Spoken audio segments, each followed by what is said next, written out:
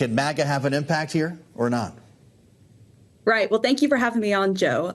So this is going to be a little bit more difficult for the MAGA community than it might look on its face. And that's because the Senate is more immune to the kinds of pressure campaigns that have maybe influenced previous dramas in Congress. And that's because this election will take place with the secret ballot. And Republican senators like John Cornyn and John Thune have much deeper relationships with their Senate colleagues than someone like Senator Rick Scott, who doesn't have quite as many allies in that chamber. But whether or not Trump himself gets involved, I think, is the real question here. And there's a question of whether or not he has an incentive to get involved, because he's going to have to work with whoever wins this battle. And so it's an open question of whether or not he takes sides. I guess we're going to find out Wednesday when this vote takes place. We've seen Senator Marco Rubio, Senator Bill Hagerty get on board with the Rick Scott train. But we keep hearing senators don't like to be bullied, that this is different than a leadership battle for Speaker, for instance, in the U.S. House. I guess that will be something that runs under the cover of a secret ballot. Erin, do you think John Thune is still in the lead? You know, I think he probably is. And I think he and Cornyn have a lot more allies on their side than someone like Rick Scott, who was criticized by a lot of his Republican peers after his leadership of the National Republican Senatorial Committee last cycle, when they failed to pick up seats that they should have been able to win, and also for his push of a policy agenda plan that had little support within the chamber. But I do think that these two Republican senators are probably the two leaders at this point, and Thune probably has the edge.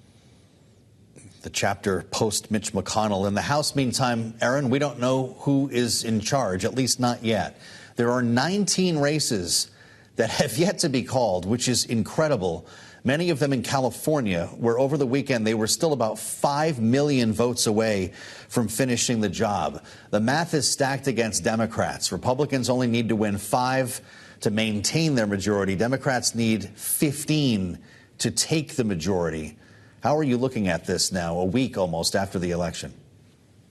Yeah, so it's become increasingly clear that Republicans have a really clear path to the majority, and Democrats' path has narrowed increasingly over the week. And Republicans picked up key wins in Colorado and Arizona. And in the outstanding races, they are favored in the ones that they need to win the majority. However, it looks like Republicans will have a similarly sized narrow majority, similar to what they had this past session. Currently, they have a 4-seat majority, and it looks like, if I had to guess, they'll probably have anywhere from 3 to 5 seats as a cushion. And so it's not going to be much different than this past session at all.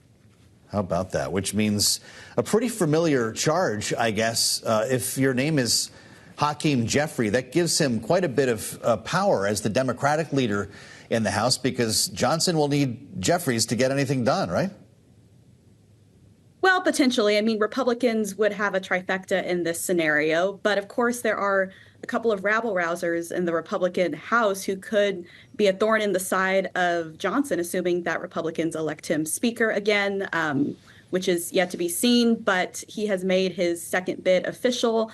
And so the leadership fight on the House side is a little bit more straightforward than in the Senate, where there are several folks vying for the top spot. But, you know, this does mean that every vacancy will matter, and it'll be difficult for Republicans to get things done when they only have a cushion of a couple of votes in the House, potentially. What's going on in California, Erin? Maybe you can explain this to us. It's 2024. We're a week almost after the election. Almost 950,000 votes to be counted in L.A. County alone. As I mentioned, nearly 5 million statewide. What the heck takes so long in every election in California?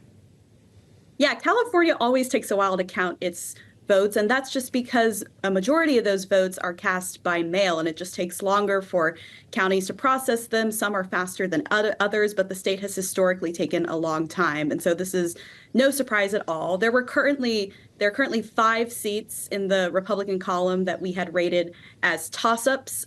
They're all Republican held, all in California, and none of those have been called at this point. It looks like Republicans have a slight edge in all 5, but if I had to guess, Democrats could be on track to pick up at least 1 or 2 of them. The one that looks best for Democrats right now is California's 27th district, held by Mike Garcia. Fascinating. We've also got, of course, a Senate race that is yet to be called. There's one left. Arizona was called as a state for Donald Trump, but we still don't know what happens with Ruben Gallego versus Kari Lake. Do you know when we might find out, Erin? How many votes are left to count at this point?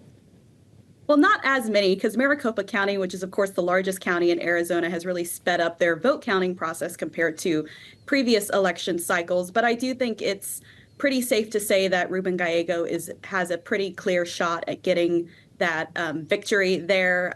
Kari Lake, the Republican nominee, would have to make up quite a bit of ground. And if the remaining votes split the way that they previously have, then Gallego should have it in the bag.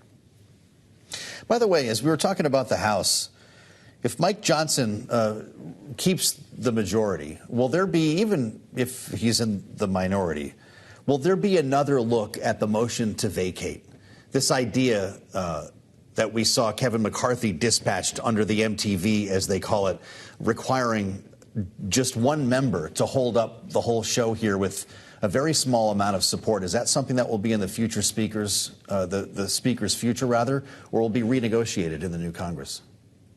Well, we'll see. And I mean, some of that depends on the size of Republicans' majority in the House and whether or not a couple of members who want that can use that as leverage for supporting Johnson for that spot. So too soon to tell at this point, but it's certainly something that could be under consideration in the new rules package.